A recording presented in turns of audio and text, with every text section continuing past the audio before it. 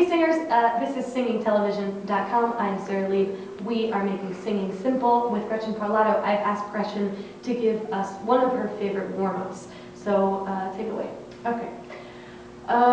It's hard to choose just one, but let's just say, can I do 1.5? Absolutely, you can do two. I'm going to do 1.5 or 2. So something really good to do before you do anything else is this one. And you can call it what you want. Many people have different names for it, but basically it's getting to this kind of like mountainy pose, yoga influenced stance, very balanced. Your feet are centered, and you're balanced between both feet, and then rolling your shoulders back and down, and just being very centered and open. And this is like warming up your whole face and just loosening up everything. So what I like to do is that, and then add the humming as well. Now some people can't burr their lips, so if you can't, stick your fingers in your cheeks, and it'll help you. That's good. So I yeah. never knew that one. I have always been able to, but sometimes I have students who Yeah. go like, And then it gets like itchy here, and you spit all over everything, but it's okay. That's what life's all about, itching and spitting. So this is good for just warming up and centering yourself. So I like to add the humming to it. So we'll start with a nice breath, supportive breath, and I'll start on the lowest note that you have in your range, and then go up all the way to the highest, and then back down to the lowest. This is also a good way to figure out what your range is, because some people have no idea. So range obviously being how low can you sing and how high can you sing. and you've heard this in previous warm-ups called a yawn sigh. Same thing. Never heard that word before. Whatever, somebody told me and I pass it on. Okay. What language is that? I look in the box out. Yawn, yawn, sigh. Oh, I'm like, a yawn sigh. Yawn sigh. Wow, that sounds like namaste or some Pali. Like, okay. Well, we can make that up. A yawn sigh. I really thought that you meant like another language. That's okay. I like that. That was our language. So you add the humming. So we'll take a breath. Sometimes I like to close my eyes too to do this. So inhale, and then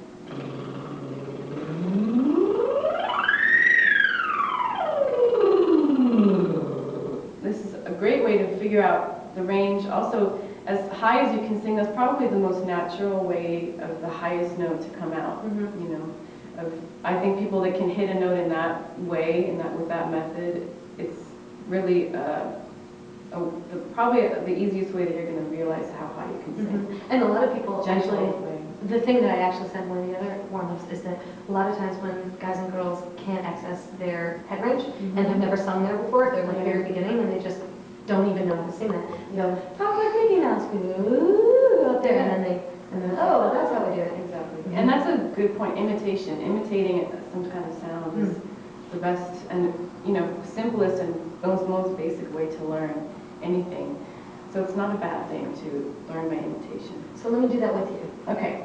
I like to connect to this part. So what we're doing is like where your rib cage breaks apart, you're finding that little soft palate and feeling that it's expanding. And even like you did this in another I always make them put their hand here. Yeah, so you can feel it kind of opening up here. So feeling that, and actually what I tend to realize too is to not drop, when you're hitting a low note, don't drop your chin down. I tend to do that, and we think like, I'm going to sing high and it's going to sound higher if I do this, and it's going to sound lower if I do that. It won't. It actually just tenses you up. It'll block it, yeah. So you want to try to keep this steady. So singing in front of a mirror is actually very helpful. It also makes you aware of the faces that you make when you sing. And so a lot of times I'm like, I have this thing going on, and it's like, and all crunched up, and then, you look at like Peggy Lee or something, and she's just like, how do you do that? Yeah, it's a mirror, in front of a mirror. And it's also good to see like the crazy faces that you can make in front of a mirror, like the LA influence, sorry, no offense, plastic surgery face.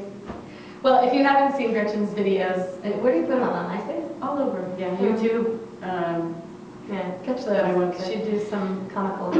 That's good too. It's just to like relax your face. So we'll do it together. Okay.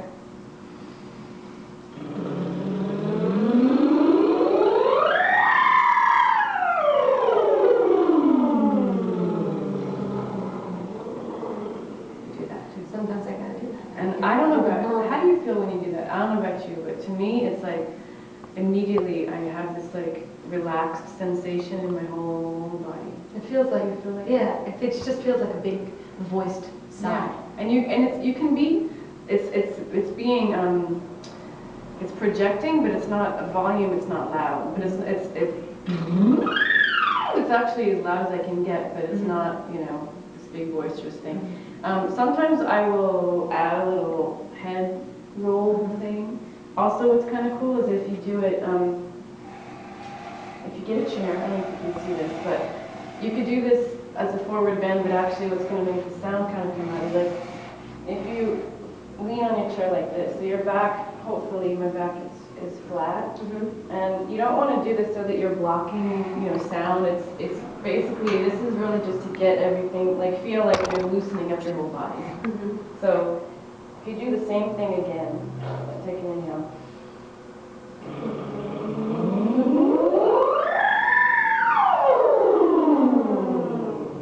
And that, you're gonna spit on yourself a little bit. Did you? I did.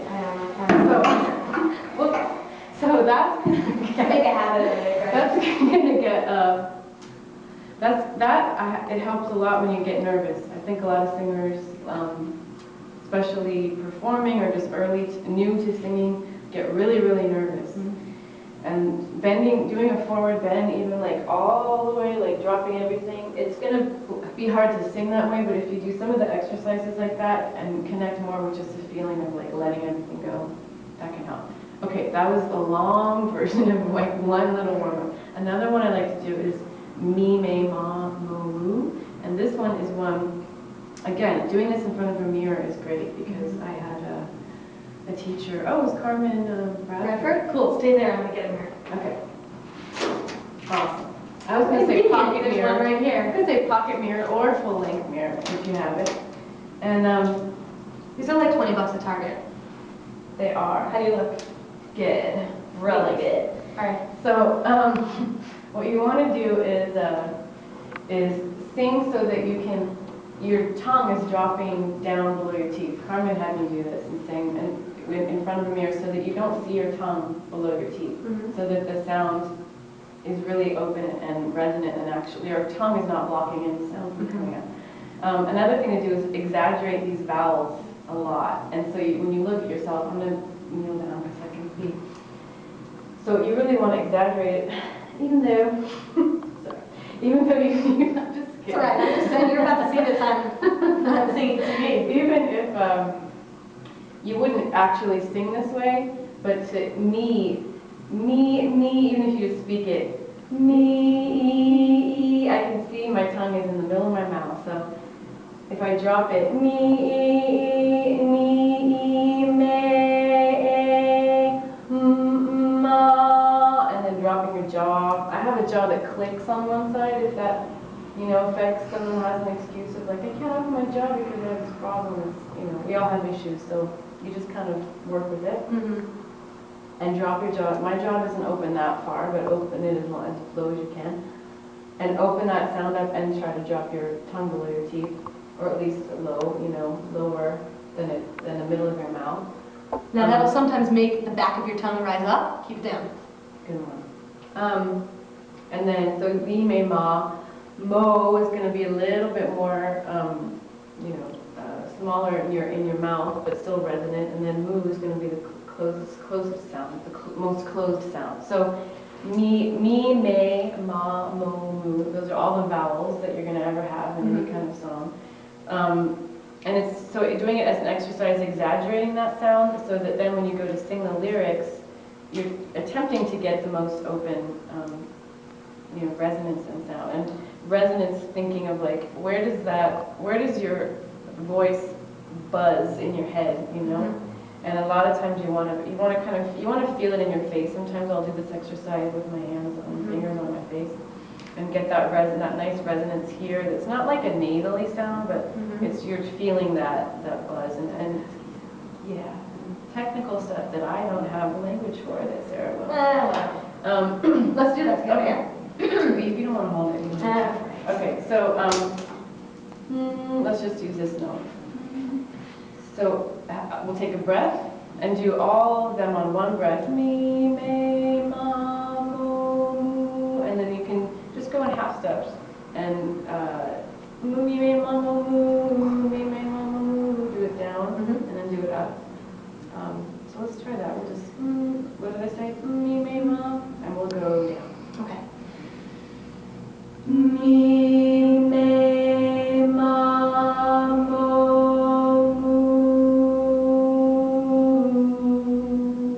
And you can do it in time like this. Sorry to interrupt you. No. You can keep, again, a metronome going if you want to keep, the time going. Or you can really take your time between each note and feel that. So, me, and feel like the difference of like moving any little thing in your face and feeling the difference. Me, dropping your jaw and realizing, oh, the sound is coming out a little, even more resonant. That kind of thing. And just going down, going up. And it also helps with taking a breath and expanding your support and having a nice long tone. Awesome. I hope you do those long tones, and this is Singing Television. We're doing warm-ups with Miss Gretchen Parlato. Thank you so much for watching. We are making singing simple. If you've not checked out Gretchen Parlato's music, do it. And the question for today is, what's your favorite song on her latest album, In a Dream? Thanks a lot. See you next time.